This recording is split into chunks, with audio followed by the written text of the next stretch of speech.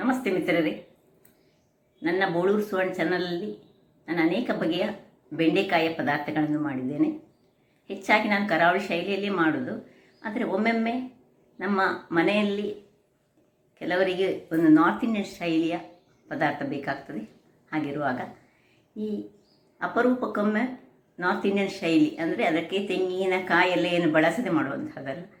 ಇವತ್ತು ನಾನು ಹಾಗಾಗಿ ಬೆಂಡೆ ಮಸಾಲ ಮಾಡಿದ್ದೇನೆ. ಈ ಒಂದು ಬೆಂಡೆ ಮಸಾಲ ತುಂಬ ಸಿಂಪಲಾಗಿ ಮಾಡುವಂತಹದ್ದು. ಅದಕ್ಕೆ ಈ ಪೌಡರನ್ನು ಬಳಸಿ ಮಾಡುವಂತಹದ್ದು. ಹಾಗಾದರೆ ಯಾರೆಲ್ಲ ನನ್ನ ಚಾನಲನ್ನು ನೋಡ್ತಿದ್ದೀರಿ, ಯಾರೆಲ್ಲ ಇನ್ನೂ ಸಬ್ಸ್ಕ್ರೈಬ್ ಮಾಡಿಲ್ಲ, ದಯವಿಟ್ಟು ಸಬ್ಸ್ಕ್ರೈಬ್ ಮಾಡಿ ಸಪೋರ್ಟ್ ಮಾಡಿ ಅಂತ ಹೇಳ್ತಾ ಬನ್ನಿ ಈ ಬೆಂಡೆ ಮಸಾಲೆ ಹೇಗೆ ಮಾಡೋದನ್ನು ನೋಡೋಣ. ನಮಸ್ತೆ ಮಿತ್ರರೇ, ಇವತ್ತು ಒಂದು ಸ್ಪೆಷಲ್ ಡಿಶ್ ಬೆಂಡಿ ಮಸಾಲ ಮಾಡೋಣ. ನೀವು ಹೆಚ್ಚಾಗಿ ರೆಸ್ಟೋರೆಂಟ್ಗಳಲ್ಲಿ ತಿಂದಿರುವಿರಿ ಅಥವಾ ನಾರ್ತ್ ಇಂಡಿಯಾಕ್ಕೆ ಹೋದ್ರಂತೂ ಬೆಂಡಿ ಮಸಾಲ ಬಹಳ ಫೇಮಸ್ ಆಗಿರ್ತದೆ. ಈ ಬೆಂಡೆಯನ್ನು ಚೆನ್ನಾಗಿ ತೊಳೆದು ಇದನ್ನು ಒರೆಸಿಕೊಂಡು ನಾವು ಇಟ್ಟುಕೊಳ್ಬೇಕು. ಸ್ವಲ್ಪ ಸಹ ನೀರಿನ ಪಸೆ ಇದರಲ್ಲಿ ಇರಬಾರ್ದು. ಇದನ್ನೀಗ ಸಣ್ಣ ಸಣ್ಣದಾಗಿ ಕಟ್ಟಿಂಗ್ಸ್ ಮಾಡಲಿಕ್ಕೆ ಉಂಟು. ಈಗ ಬೇಕಾದ ಮಸಾಲೆಗಳನ್ನು ನಾನು ಮೊದಲು ತೋರಿಸ್ತೇನೆ. ಅದಕ್ಕಿಂತ ಮೊದಲು ನಾವೊಂದು 4-5 ಚಮಚಗಳಷ್ಟು ನೋಡಿ, 2, 3, 4 ಒಂದು ಈ ಚಮಚದಲ್ಲಿ 4-5 ಚಮಚದಷ್ಟು ಎಣ್ಣೆಯನ್ನು ಸ್ವಲ್ಪ ಬಿಸಿ ಮಾಡಲಿಕ್ಕೆ ಇಟ್ಕೊಳ್ಳೋಣ. ಎಣ್ಣೆಯ ಅಗತ್ಯ ನಮಗೆ ಈಗ ಉಂಟು. ಅದು ಬಿಸಿ ಆಗ್ತಾ ಇರುವಾಗ ಸಣ್ಣ ಉರಿಟ್ಟು ಬಿಸಿ ಮಾಡು. ಇಲ್ಲಿ ನೋಡಿ, ಒಂದು ಜಿಂಜರ್ ಗಾರ್ಲಿಕ್ ಪೇಸ್ಟ್ ಇಟ್ಕೊಳ್ಬೋದು, ಅಥವಾ ಈ ಜಿಂಜರನ್ನು ತುಂಬ ಸಣ್ಣದಾಗಿ ಹೆಚ್ಚಿಟ್ಕೊಳ್ಬೇಕು. ಜಿಂಜರಲ್ಲ, ಜಿಂಜರನ್ನು ಸಹ ಹಾಗೆ ಸಣ್ಣದಾಗಿ ಹೆಚ್ಚಿಟ್ಕೊಳ್ಬೇಕು. ಸ್ವಲ್ಪ ಕೊತ್ತಂಬರಿ ಸೊಪ್ಪನ್ನು ಸಹ ಚೆನ್ನಾಗಿ ಹೆಚ್ಚಿಟ್ಕೊಳ್ಬೇಕು. ಈಗ ನೀರುಳ್ಳಿಯಲ್ಲಿ ನಾನು ಏನು ಮಾಡ್ತೇನೆ ಹೇಳಿದರೆ, ಇದರಲ್ಲಿ ಇದನ್ನು ಗ್ರೇಟ್ ಮಾಡಿ ಸಣ್ಣ ಪೇಸ್ಟಿನಾಗೆ ಮಾಡ್ತೇನೆ. ಅಥವಾ ನೀವು ಇದು ಮಿಕ್ಸಿಯಲ್ಲಿ ಹಾಕಿ ಸಹ ಗ್ರೈಂಡ್ ಮಾಡ್ಕೊಳ್ಬೋದು. ನನಗೆ ಒಬ್ಬರು ಹೇಳಿಕೊಟ್ಟ ರೀತಿಯಲ್ಲಿ ನಾನು ಇದನ್ನು ಮಾಡ್ತಿದ್ದೇನೆ. ನಾರ್ತ್ ಇಂಡಿಯಾದವರು ನಾನು ಹೇಳಿದೆಲ್ಲ, ನಾವು ಮುಂಚೆ ನಾರ್ತಿನಲ್ಲಿರುವಾಗ ನಾನು ಕಲಿಸಿದಂಥದ್ದು. 1 ಚಮಚದಷ್ಟು ಜೀರಿಗೆ, 1 ಚಮಚದಷ್ಟು ಸಾಸಿವೆ, 1 ಚಮಚದಷ್ಟು ಒಂದು ಇಡೀ ಮೆಣಸಿನ ಕರಿಮೆಣಸನ್ನು ಪುಡಿ ಮಾಡಿಕೊಳ್ಬೇಕು, ಅಥವಾ ಮೆಣಸಿನ ಪುಡಿ 1 ಚಮಚದಷ್ಟು ಇದ್ರೆ ಸಹ ಆಗ್ತದೆ. ಮತ್ತು ಚೂರು ಹುಳಿ. ಅವರೆಲ್ಲ ಅಮ್ಚೂರ್ ಪೌಡರ್ ಯೂಸ್ ಮಾಡೋದು, ನಾನು ಹುಳಿಯನ್ನು ಯೂಸ್ ಮಾಡ್ತಿದ್ದೇನೆ. ನಾನು ಅಮ್ಚೂರ್ ಪೌಡರ್ ಹೆಚ್ಚು ಯೂಸ್ ಮಾಡೋದಿಲ್ಲ. ಸ್ವಲ್ಪ ಹಿಂಗು ಮತ್ತು ಹಳದಿ ಪುಡಿ, ಇಷ್ಟು ಬೇಕೀಗ. ಮೊದಲಿಗೆ ನಾವು ನೋಡಿ, ಇದು ಎಣ್ಣೆ ಬಿಸಿ ಆಯಿತು. ಎಣ್ಣೆಯನ್ನು ನಾನೀಗ ಆಫ್ ಮಾಡ್ಕೊಳ್ತೇನೆ. ಇದನ್ನೀಗ ತಣ್ಣಗಾಗಲಿಕ್ಕೆ ಬಿಡೋಣ. ಇನ್ನು ಇದಕ್ಕೆ ಮಸಾಲೆ ಹೇಳಿದರೆ, ಹಳದಿಯ ನಂತರ ಒಂದು 2 ಸ್ಪೂನ್ನಷ್ಟು ಬ್ಯಾಡಿಗೆ ಚಿಲ್ಲಿ ಪೌಡರ್ ತೆಗೆದುಕೊಂಡಿದ್ದೇನೆ. ಅದರೊಟ್ಟಿಗೆ ಒಂದು ಅರ್ಧ ಸ್ಪೂನಿನಷ್ಟು ನಾನು ಸ್ವಲ್ಪ ಖಾರದ ಮೆಣಸಿನ ಪುಡಿಯನ್ನು ಮಿಕ್ಸ್ ಮಾಡಿಕೊಂಡಿದ್ದೇನೆ. 1 ಚಮಚದಷ್ಟು ಜೀರೆ ಪುಡಿ, 2 ಚಮಚದಷ್ಟು ಕೊತ್ತಂಬರಿಯ ಪುಡಿ. ಇಲ್ಲಿ ಅರ್ಧ kg ನಮ್ಮದು ಬೆಂಡೆಕಾಯಿ ಉಂಟು. ಈ ಬೆಂಡೆಯನ್ನು ನೋಡಿ ಹೀಗೆ ಕಟ್ ಮಾಡಿ ಸ್ವಲ್ಪ ದೊಡ್ಡದಾಗಿ ಸಾಧಾರಣ ಹದಾದ ಪೀಸ್ಗಳು, ಸಣ್ಣ ಪೀಸ್ ಮಾಡಲಿಕ್ಕಿಲ್ಲ ನೋಡಿ, ಇಷ್ಟಿಷ್ಟು ದೊಡ್ಡದಾದ ಪೀಸ್ಗಳನ್ನು ಎಲ್ಲವನ್ನು ಸಹ ನಾನು ಈಗ ಮಾಡಿ ಎಲ್ಲ ಬೆಂಡೆಗಳನ್ನು ಕಟ್ ಮಾಡಿದ ನಂತರ ತೋರಿಸ್ಕೊಡ್ತೇನೆ ಮಿತ್ರರೇ. ನೋಡಿ, ಬೆಂಡೆಯನ್ನೆಲ್ಲ ಕಟ್ ಮಾಡಿಕೊಂಡು ಆಯಿತು. ಚೂರು ಸಹ ಪಸೆ ಇರ್ಬೋದು. ಈಗ ಇಲ್ಲಿ ನೀರುಳ್ಳಿ, ಇದನ್ನು ನಾನು ಗ್ರೇಟ್ ಮಾಡಿಕೊಂಡೆ ನೋಡಿ, ಮತ್ತು ಬೆಳ್ಳುಳ್ಳಿ ಮತ್ತು ಶುಂಠಿಯನ್ನು ಸಹ ಗ್ರೇಟ್ ಮಾಡಿಕೊಂಡೆ. ಇದನ್ನು ಎಲ್ಲ ಪಕ್ಕಕ್ಕಿಟ್ಟು ಈಗ ಮೊದಲಿಗೆ ಒಂದು ಪಾತ್ರೆಯನ್ನು ತೆಗೆದುಕೊಳ್ಳೋಣ. ಇದರಲ್ಲಿ ಈ ಬೆಂಡೆಕಾಯಿಯನ್ನು ಶಿಫ್ಟ್ ಮಾಡ್ತಿದ್ದೇನೆ ನಾನು.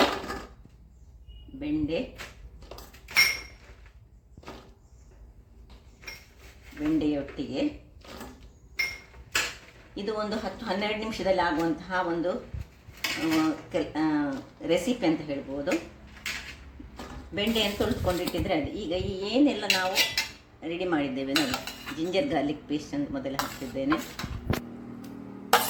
ಗ್ರೇಟ್ ಮಾಡಿದಂತಹ ನೀರುಳ್ಳಿಯಲ್ಲಿ ಹೆಚ್ಚು ನೀರಿದ್ದರೆ ಹಾಕ್ಕೊಳ್ಬೇಡಿ, ಅಲ್ಲಿ ನೀರುಳ್ಳಿ ಮಾತ್ರ ಹಾಕ್ಕೊಂಡ್ರೆ ಆಯಿತು. ಇನ್ನು ಇದನ್ನು ಸ್ವಲ್ಪ ಮಿಕ್ಸ್ ಮಾಡ್ಕೊಳ್ಳೋಣ.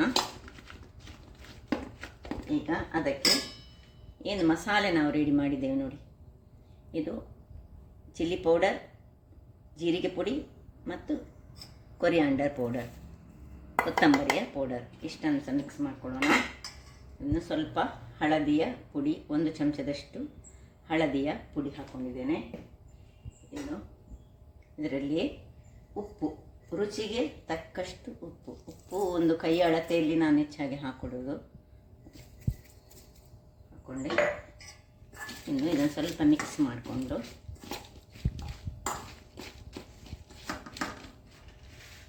ಇನ್ನು ಈ ಪೆಪ್ಪರನ್ನು ಸಹ ನಾನು ಒಂದು ಪೌಡರ್ ಮಾಡಿಕೊಡ್ತೇನೆ ಮೊದಲಿಗೆ.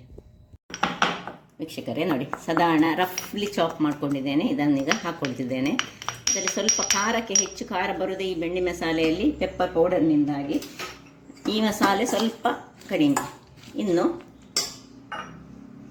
ಎಣ್ಣೆ ಮತ್ತು ಈ ಅಮ್ಚೂರ್ ಪೌಡರ್ ಇದ್ದರೆ ನೀವು ಮೊದಲಿಗೆ ಅಮ್ಚೂರ್ ಪೌಡರ್ ಹಾಕ್ಬೋದು ಅಥವಾ ಚಾಟ್ ಮಸಾಲ ಹಾಕ್ಬೋದು. ನಾನು ಅದೆಲ್ಲ ಯೂಸ್ ಮಾಡೋದಿಲ್ಲ, ಹಾಗಾಗಿ ಅದನ್ನು ಹಾಕ್ತಾ ಇಲ್ಲ ನಾನು. ಈಗ ಇದಕ್ಕೆ ಸ್ವಲ್ಪವೇ ಸ್ವಲ್ಪ ಎಣ್ಣೆ ನೋಡಿ, ಎಣ್ಣೆ ಹಾಕ್ಕೊಂಡಾಗ ಈ ಎಣ್ಣೆಯೊಳಗೆ ಇದನ್ನು ಸ್ವಲ್ಪ ಮಿಕ್ಸ್ ಮಾಡಿಕೊಂಡು, ಏನು ಬಿಸಿ ಮಾಡಿದ ಎಣ್ಣೆ ಇದು ತಣ್ಣಗಾಗಿದೆ. ಈಗ ಎಣ್ಣೆ ತಣ್ಣಗಾದ ಮೇಲೆ ಯೂಸ್ ಮಾಡಿಕೊಳ್ಬೇಕು. ಇದು ನಾನು ತೆಂಗಿನ ಎಣ್ಣೆ ಯೂಸ್ ಮಾಡಿದ್ದೇನೆ. ನೀವು ಯಾವ ಎಣ್ಣೆ ಸಹ ಯೂಸ್ ಮಾಡ್ಕೊಳ್ಬೋದು. ತೆಂಗಿನ ಎಣ್ಣೆ ಒಟ್ಟಿಗೆ ಸ್ವಲ್ಪ ಹುಳಿಯನ್ನು ಸಹ ಹಾಕ್ಕೊಂಡು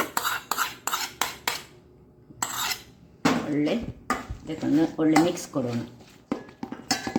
ಇದು ನಾರ್ತ್ ಇಂಡಿಯನ್ ಸ್ಟೈಲಿಯ ಒಂದು ಬೆಣ್ಣೆ ಮಸಾಲ, ಬಹಳ ರುಚಿಕರವಾಗಿ ಬರ್ತದೆ. ಈ ಯಾರಿಗೆ ಕೂಡಲೇ ಬೆಣ್ಣೆ ಪದಾರ್ಥ ಸೈಡ್ ಡಿಶ್ ಮಾಡ್ಬೋದು ಅಂಥವರಿಗೆ ಆಯಿತು. ಇದನ್ನೊಂದು 2 ನಿಮಿಷಗಳ ಕಾಲ, ಒಂದು 5 ನಿಮಿಷ. ಇದಕ್ಕೆ ಸ್ವಲ್ಪ ಬೇಕಿದ್ದರೆ ನಾವು ಕರಿ ಲೀವ್ಸು, ನಮ್ಮ ಸೌತ್ ಇಂಡಿಯನ್ ಟಚ್ ಅನ್ಸು ಕೊಡ್ಬೋದು. ಸ್ವಲ್ಪ ಕರಿ ಲೀವ್ಸು ನಾನು ಇದನ್ನು ಸ್ವಲ್ಪ ಚಾಪ್ ಮಾಡಿಕೊಂಡು ಇದನ್ನು ಸಹ ಹಾಕಿಕೊಡ್ತೇನೆ. ಇನ್ನು ಕೊತ್ತಂಬರಿಯ ಸೊಪ್ಪು ಹಾಕಿ ಒಂದು 2 ನಿಮಿಷಗಳ ಕಾಲ ಹೀಗೆ ಒಂದು ಇಟ್ಟರೆ ಸಾಕು. 2 ನಿಮಿಷ. ಅಷ್ಟೊತ್ತಿಗೆ ನಾವು ಇಲ್ಲಿ ಬಣಾಲೆಯನ್ನು ಇಟ್ಕೊಳ್ಳೋಣ. ಬಣಾಲೆಯನ್ನು ಇಟ್ಕೊಳ್ಳೋಣ. ಬಣಾಲೆ ಬಿಸಿ ಆಗಲಿ, ತಣ್ಣಗೆ ಚಂಡಿ ಸ್ವಲ್ಪ ಸಹ ಇರಬಾರ್ದು. ವೀಕ್ಷಕರೇ, ಇಲ್ಲಿ ಬಾಣಲೆ ಬಿಸಿ ಆಗುವಾಗ ಹೆಚ್ಚು ಎಣ್ಣೆ ಬೇಡ, ಒಂದು ಖಾಲಿ 3 ಸ್ಪೂನು. ಅದಕ್ಕೆ ಆಗ ನಾವು 4-5 ಸ್ಪೂನ್ಗಳನ್ನು ಬಿಸಿ ಮಾಡಿದ ಎಣ್ಣೆಯನ್ನು ಹಾಕ್ಕೊಂಡಿದ್ದೇವಲ್ಲ. ಈಗ ಅದಕ್ಕೆ ಸಾಸಿವೆ ಹಾಕ್ಕೊಳ್ತಿದ್ದೇನೆ. ಸಾಸಿವೆ ಒಂದು ಸಿಡಿಲಿ.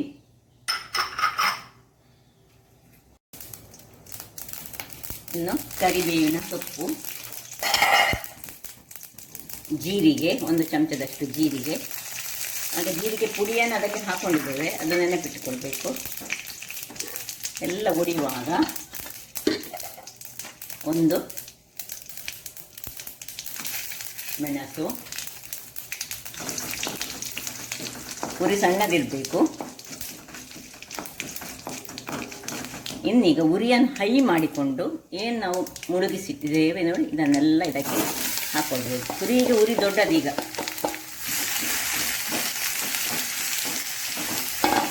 ಸ್ವಲ್ಪ ಹೀಗೆ ತಿರುಗಿಸ್ತಾ ಇರಬೇಕು ಎಣ್ಣೆ ಒಟ್ಟಿಗೆ. ಅದರ ಒಳಗೆ ಎಣ್ಣೆ ತುಂಟು, ಏನು ನೀರು ಹಾಕ್ಕೊಳ್ಳಿಕ್ಕೆ ಇಲ್ಲ.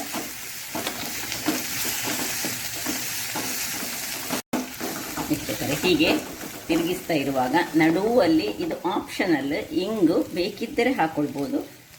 ಸೊ ನಾನು ಸ್ವಲ್ಪ ಇಂಗನ್ನು ಇದರ ಮೇಲೆ, ಈಗ ಏನು ನೀರು ಹಾಕ್ಕೊಳ್ಳಿಲ್ಲ ನಾವು, ಸ್ವಲ್ಪ ಚಿಮಿಕ್ಸ್ಕೊಳ್ತೇನೆ. ಇದು ಬೇಕಿದ್ದರೆ ಮಾತ್ರ ಹಾಕ್ಕೊಳ್ಬೋದು. ಇನ್ನು ಒಳ್ಳೆ ಉರಿಗೆ ಮಾತ್ರ ಒಂದು 2-3 ನಿಮಿಷಗಳ ಕಾಲ ಜೋರು ಉರಿಯಲ್ಲಿ ನಾವಿದನ್ನು ಹೀಗೆ ಸಾಟೆ ಮಾಡಿಕೊಳ್ಬೇಕು, ತಿರುಗಿಸಿಕೊಂಡು ಇನ್ನು ಈ ಒಂದು ಉರಿಯನ್ನು ಸಣ್ಣದು ಮಾಡಿ ಈ ಮುಚ್ಚಳವನ್ನು ಮುಚ್ಚಿಕೊಂಡು ಒಂದು 5 ನಿಮಿಷಗಳ ಕಾಲ ಬೇಯಿಸ್ಕೊಳ್ಳೋಣ. ವೀಕ್ಷಕರೇ, 5 ನಿಮಿಷದ ಬಳಿಕ ಪುನೊಮ್ಮೆ ನಡುವಲ್ಲಿ ಒಮ್ಮೊಮ್ಮೆ ಈ ಅದರ ಮುಚ್ಚಳವನ್ನು ತೆಗೆದುಕೊಂಡು ನಾವು ತಿರುಗಿಸ್ಕೊಳ್ತಾ ಇರಬೇಕು. ಇದನ್ನು ಹೀಗೆ ಸಣ್ಣ ಉರಿಯಲ್ಲಿ ಒಟ್ಟು ನಾವು 7 ನಿಮಿಷಗಳ ಕಾಲ ಬೇಯಿಸ್ಕೊಳ್ಳಿಕೊಂಡು.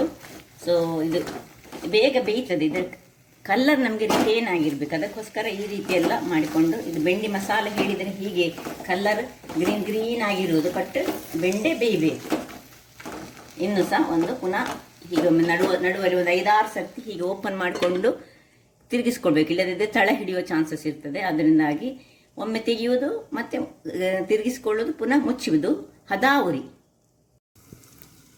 ವೀಕ್ಷಕರೇ, ಇಲ್ಲಿ ನೋಡಿ ಒಂದು 7-8 ನಿಮಿಷಗಳು ಕಳೆದಿದೆ. ಆಯಿತು, ಎಲ್ಲ ರೆಡಿ ಆಯ್ತು ನೋಡಿ. ಅಲ್ಲೇ ನಾನು ನಡುವಲ್ಲಿ ತಡ ಹಿಡಿಯೋದಾಗಿ ನಡುವಲ್ಲಿ 2-3 ಬಾರಿ ಇದನ್ನು ಮಾಡಿಕೊಂಡೆ. ಆಯ್ತು, ರೆಡಿ ಆಯಿತು. ಬೆಂಡೆ ಮಸಾಲೆ ಆಫ್ ಮಾಡ್ಕೊಳ್ತಿದ್ದೇನೆ. ಈಗ ಸರ್ವ್ ಮಾಡೋಣ. ಇಲ್ಲಿ ನೀವು ಈ ಹುಳಿ ಯೂಸ್ ಮಾಡೋ ಬದಲು ಅಮ್ಚೂರ್ ಪೌಡರ್ ಯೂಸ್ ಮಾಡ್ಬೋದು, ಅಥವಾ ನೀವು ಈ ಲಿಂಬೆ ಹುಳಿಯನ್ನು ಸಹ ಯೂಸ್ ಮಾಡ್ಕೊಳ್ಬೋದು, ಯಾವ ಸಹ ಆಗ್ತದೆ. ಇದು ಯಾವಾಗಲೂ ನಾವು ನಮ್ಮ ಮಕ್ಕಳಿಗೆಲ್ಲೊಮ್ಮೆ ಕರಾವಳಿ ಶೈಲಿ ತಿಂದು ಬೋರ್ ಆದಾಗ ನಮ್ಮ ಮಂಗಳೂರಿನ ಸ್ಟೈಲ್ ಅಥವಾ ಕರಾವಳಿ ಸ್ಟೈಲ್ ಇದು ಬೆಂಡೆಯ ಪದಾರ್ಥಗಳು ಬೇರೆ ಬೇರೆ ರೀತಿಯಲ್ಲಿ ಉಂಟು, ಅದು ಸಹ ಬಹಳ ಚೆನ್ನಾಗಿ ಬರುವಂತಹದ್ದು. ಆದರೆ ಈಗಿನ ಮಕ್ಕಳಿಗೆ ಒಮ್ಮೆ ನಾರ್ತ್ ಇಂಡಿಯನ್ ಸ್ಟೈಲಲ್ಲಿ ತಿನ್ನುವಂತಹ ಮನಸ್ಸಾಗುವಾಗ ಇಂಥದನ್ನು ನಾವು ಹೆಚ್ಚಾಗಿ ಮಾಡಿಕೊಡ್ತೇವೆ ನಾವು. ಸೊ ಬೆಂಡಿ ಮಸಾಲ ಅಂತ ಇದಕ್ಕೆ ಕರೀತಾರೆ. ಹಾಗಾದರೆ ಇದು ನಾರ್ತ್ ಇಂಡಿಯಾದವರಿಗೆಲ್ಲ ಕಾಮನ್ ಡಿಶ್, ಅವರದು ರೋಟಿ ಒಟ್ಟಿಗೆ ಇದನ್ನು ಅವರು ಯಾವಾಗಲೂ ಮಾಡ್ತಾರೆ. ನೋಡಿ ಹೀಗೆ ನೋಡಿ ನೋಡಿ ಬೆಂದಾದ ಮೇಲೆ ಈ ರೀತಿಯಲ್ಲಿ ಆಗ್ತದೆ, ಕಲ್ಲರ್ ಸರಿ ಟೇನ್ ಆಗಿರ್ತದೆ, ಗ್ರೀನ್. ಹಾಗಾದರೆ ನೋಡಿದ್ರಲ್ಲ ವೀಕ್ಷಕರೇ, ಒಮ್ಮೊಮ್ಮೆ ಒಂದು ಡಿಫ್ರೆಂಟ್ ಟೈಪಿನ ಈ ರೆಸಿಪಿಗಳನ್ನು ನಾವು ಟ್ರೈ ಮಾಡ್ತಾ ಇರಬೇಕು. ಹಾಗಾಗಿ ಈ ನನ್ನ ಈ ಕುಕಿಂಗ್ ಚಾನಲ್ ನಿಮ್ಗೆ ಇಷ್ಟ ಆದರೆ ಬೋಳೂರು ಸುವರ್ಣ ಚಾನಲನ್ನು ಲೈಕ್ ಮಾಡಿ, ಶೇರ್ ಮಾಡಿ, ಹಾಗೂ ಸಬ್ಸ್ಕ್ರೈಬ್ ಮಾಡಿ, ಹಾಗೂ ನನ್ನ ಇನ್ಸ್ಟಾಗ್ರಾಮ್ ಪೇಜನ್ನು ಫಾಲೋ ಮಾಡಿ. ಧನ್ಯವಾದಗಳು.